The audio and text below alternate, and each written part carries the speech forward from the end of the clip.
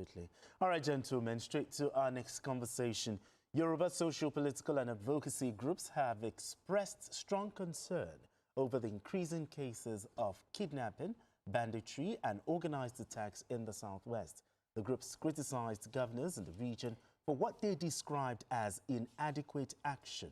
The groups accused the governors of failing to address early security warnings and protect vulnerable rural communities and forest areas. Among their key demands are deployment of modern surveillance technology, improved coordination among security agencies, and establishment of state police to strengthen regional security. Biko, we've been talking about this for a while now. But Biko, the Southwest governors, they saw the signs, but did nothing. The question is why? You are just complacent. And some of them were just focused on politics. They assume this will not happen. That this will never happen. I always advise people. These people still retain the capacity to embarrass us. Don't be complacent. People have made all kinds of suggestions to these governors. What can be done? They've had security summits. The question to ask them is, okay, amongst even the security summit that you called on your own, let's not even forget the suggestions that people made to them. Okay. The security summit that you called, how many of the theories propounded there have been implemented? It's a straight question. Yes. Straightforward question. How many have been implemented? We have forests in southwest Nigeria. We have forests, apart from Lagos, where there is not so much. Every state in this geopolitical zone had forests. What did we do to police those forests? Surveillance equipment. How many did we procure? I saw where they were showing pictures of drones that one state governor bought. You bought it to be gathering dust, Abi. Did you use it? You had to wait until calamity happened before you then let the world know that, oh, you have this. You have drones. It's pure complacency. And the thing that governors are going to look for in Abuja, I wish I understand. Too much going to Abuja. Too much going to Abuja. Governors need to sit in their states and solve problems.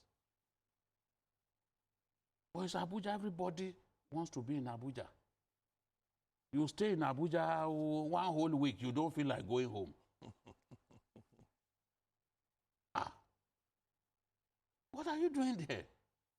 You could have contested election. Exactly. With weak case. Become like a ticket given. Go and contest election there. You two can struggle the way Aisha, those people struggle without success. You can go there if you want to contest. But if you are elected to be governor here, you have to sit here and work. The border communities, what protection are you giving them? Onigari here, along that Lagos-Ibadan expressway, had been notorious for kidnapping. What have we done to deal decisively with the bandits who operate in the forests of that area? Because we can't claim not to know. There have been so many cases along that expressway. So, because they didn't take even remedial measures. They didn't take measures at all. Beyond the Amotekun that was created, thanks largely to the efforts. I know a governor who refused to attend the inauguration of Amotekun. That's Southwest for you. Refused to attend? Yes, it thought it was not necessary. If I go further to describe. Everybody will No, know no, that, don't. I don't want to do that. Let's just leave it there. It's not the time that I expose these people. But their conscience can expose them. Let their conscience do the battle. Because what was the point? We're just complacent. Everyone says the Southwest is the safest of all our geopolitical zones. The Americans, when they issue travel advisory, they leave out the Southwest. Now, look at what we have on our hands. The most bestial demonstration of animalistic tendencies by bandits has happened in Yoruba land. Because people can't live with the slaughter of that teacher. Yes. For what? For what? Apart from Boko Haram terrorists. In the Northeast, this kind of thing rarely happens. Now, the meeting that the Osun governor called, this sort of thing is what they should have been doing. How do we protect schools in the rural areas? Because that protection is important. Yes. The truth is, you can't stop kidnapping. Let's not deceive ourselves. Okay. As long as we have rural areas, and that is their focus, they are cowards, they don't come to urban centers. They don't want to die. They don't come to urban centers. But we can't have a country where you won't have the hinterland. Sure. We can't have a country where you won't have rural areas. So, if their target is usually those hamlets, because I've been to some time ago in Katsina when the border with Zamfara, I went to do a job. It was an hamlet that they attacked. No presence of government, no road. So they know in such places they can go there, steal their cattle, kill people. You need to know the extent to which, if we allow, if these governors, this generation of governors, allow the scale of banditry in the Northwest and some parts of North Central to come to the Southwest, they will regret it. This is the time that they have to work with other stakeholders to make sure that we don't get to that point. Now that these guys have tasted blood, they will keep baying for blood. Exactly. So, but we still have a chance to make sure that we protect this area. Because once they bring this Southwest into it, we are finished as a country. We are finished. Now, let's look at the warning by Egbe Omo Yoruba. Now, how significant is the warning by Egbe Omo Yoruba on this issue? It's very significant. These warnings have been there, like BKO said. A lot of groups have been having security summits. They've written this governor several times. I have letters from 2022 warning about the influx of these terrorists. So the intelligence has been there. Letters showing actionable intelligence. Look, these guys are around the Kwara area. We need to cut them off and also protect Kogi State. Okay. At the time they were getting into Oyo, before the Sunday Igboho, I don't even know how to call it, came about, there was also that intelligence. These guys are in this area. Can we do something about it? So these things have been there. They are not new. It is just the failure to act. Action. No action. You hear some people, possible.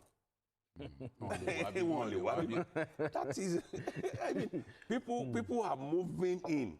You are saying it is impossible. But they are here now. So what government needs to do now, the governors especially, is to beef up whatever they are doing. It goes beyond thinking that the one in Noriri has happened, and that's going to be the only one. It won't be. Once they succeeded somewhere, and they get away with it, they'll keep coming. And in abundance, we have forest guards. Are you funding them? The NSCDC, Nigeria Security, they have a special unit for school protection. They are there. Are we funding Are we taking them? advantage of that? Are we taking advantage of that? And these are the guys who can spread around. Because the first thing is, all of these guys who keep killing, they don't even want any confrontation with security agents. They don't want it. So that's why they go to the vulnerable. They go to the areas. soft targets. Soft targets. They don't want to die. So the first thing is to ensure that we beef up all of these areas. For instance, now, we've always had forest guards. President Tinubu approved another 1,000 specifically for your state. But we've always had them. Are we making good use of them? NSCDC, are we even taking a look at those forests at all? What is happening there? We should be learning from people who have failed, who have fallen rather, than waiting for us to fall before we stand up. It's easier that way. In this part of the world, we say to ourselves, Eshinwaju, Onitenyiman Sare. Okay. How will we look at the ones, the horses in front of us who are falling and still go into the same ditch? It's not done. It should be. All right. It's not. Thank you so much for staying with us. If you just joined us, it's still Journalist Hangout. I still have BKO right here with us and Dr. Oladipo. Now, BKO, I like your point, but what do you expect from the Southwest governors? You know, in the next 12 months. A lot. If the they region... need to prioritize they need to... security. Put security over and above any other matter. Okay. At this time. Before now, they didn't prioritize security. They prioritized politics. They prioritized politics. Some of them wanted to be senators, or one even wanted to be president and all that. So that was their priority. They didn't even stay in their states. They stay in their states.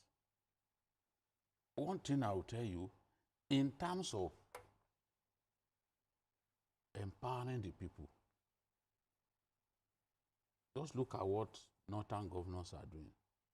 Governors from the northeast compared to governors of the south. How many times do you see them sharing food packs? They didn't prioritize it. It is the Zulums of this world that you see. Even the president had to single him out for praise. Those are not the things that they prioritize. They don't see it as anything. If you are hungry, sort yourself out.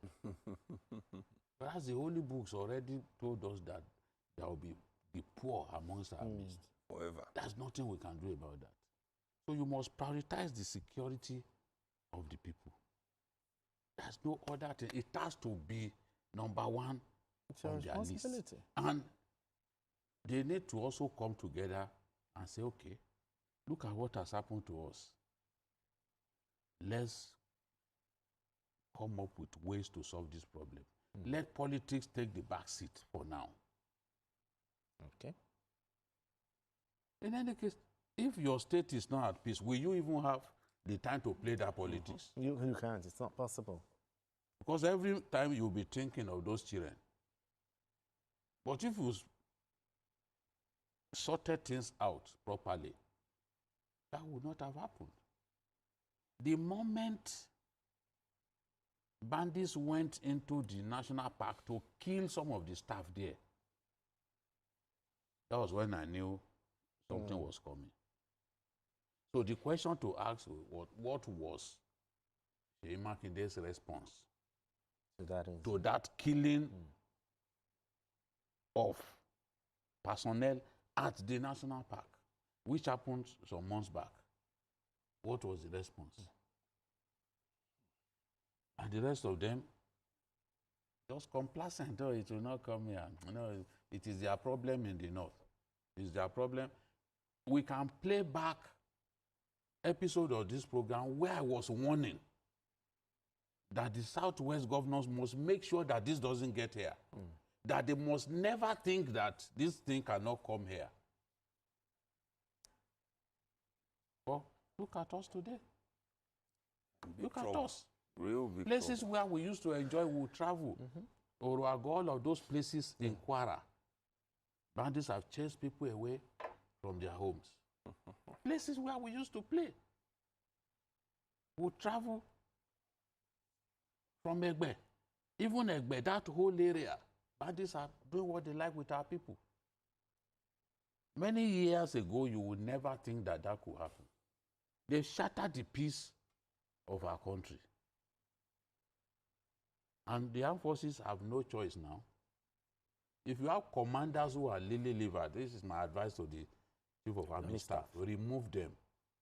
And to the IG, if you have divisional police officers who are not pulling their weight, they are going to damage your credibility. Remove them, put active people. People are ready for the fight. Those are the people that we need. I was reading about how in Niger State, a commander in the Kontagora area has found a way to keep that area safe. The place had not been safe. All those migrations that they used to do, thank God, even now that the Americans are targeting them, all those migrations that they do have reduced drastically.